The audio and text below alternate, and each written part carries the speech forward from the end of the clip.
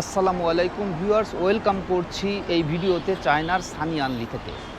আপনারা যারা চায়নায় এর আগে এসেছেন, যারা এখানে থেকেছেন, তারা তো এইটার সম্পর্কে বিস্তারিত জানেন। আর যারা এখনও চায়নায় আসেননি, ফার্স্ট টাইম আসতে চাচ্ছেন, তাদের জন্যে এই ভিডিওটা অত্যন্ত গুরুত্বপূর্ণ। কথাগুলো একটু ধৈর্য ধরে শোনার জন্য অনুরোধ করছি। আপনি প্রথম চায়নায় আসলে আপনি অবশ্যই সানিয়ানলিতে এসে থাকবেন, এবং এটা মেট্রো রেলের এক্সিট গেট C2।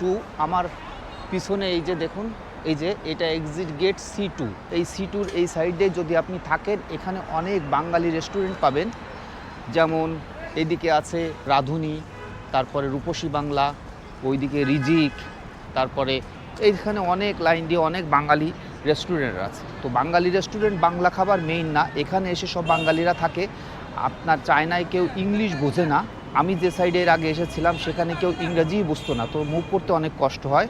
আপনি এখানে যদি প্রথমবার আসেন, আর এখানে অনেক বাঙালি ভাইদের পেয়ে যাবেন, যারা আপনাকে হেল্প করবে। কোথাও যাবেন, কোনো কিছু কিনবেন, বা আপনি যদি কোনো বিজনেস করতে চান, কোথায় যাবেন সেগুলো সোর্সিং সব কিছু পেয়ে যাবেন। এখানে সন্ধ্যার দিকে সব বাঙালি ভাইরা কাজটা শেষ করে এসে এখানে বসে, এবং কিছু হোটেল রেস্তোরাঁ আর মালিকরা আছে, ওনারা এটার সঙ্গে ইনভলভ। আপনি কোথাও ট্যুর করতে চাইলে ওনারা আপনাকে ট্যুর করিয়ে দিবে।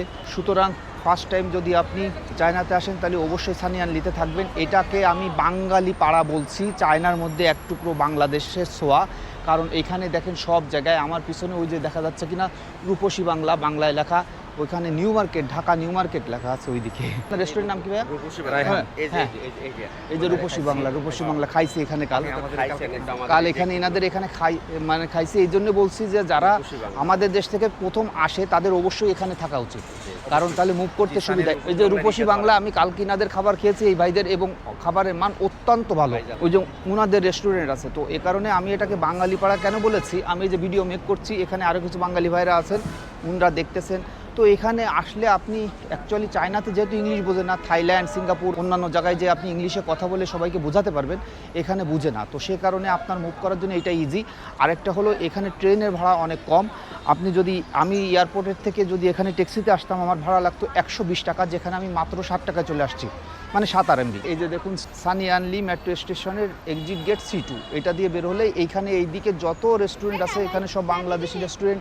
এখানে ভালো ভালো হোটেল আছে, আপনি আপনার মতো করে এখানে থাকতে পারবেন। 100-150 RMB থেকে শুরু করে 300-400 RMB পর্যন্ত হোটেল আছে। আপনার পছন্দ মতো হোটেলে আপনি থাকতে পারবেন। আমি এটাকে বাঙালি পাড়া বলেছি, যে চায়নায় কোথাও এরকম বাংলা লেখা বাংলাদেশি লোকজন কোথাও পাবেন না আর কোথাও। আপনি যদি প্রথমবার চায়না আসেন, তাহলে অবশ্যই এখানে থাকবেন। আর ভিডিওটা একটু শেয়ার করে দিবেন, যদি আমাদের দেশের থেকে অন্য কেউ আসতে চায়, তাহলে সে উপকৃত হবে। এখানে থাকলে আরামসে সব জায়গায় মুভ করতে পারবে। ধন্যবাদ জানাচ্ছি ভিডিওটি দেখার জন্য।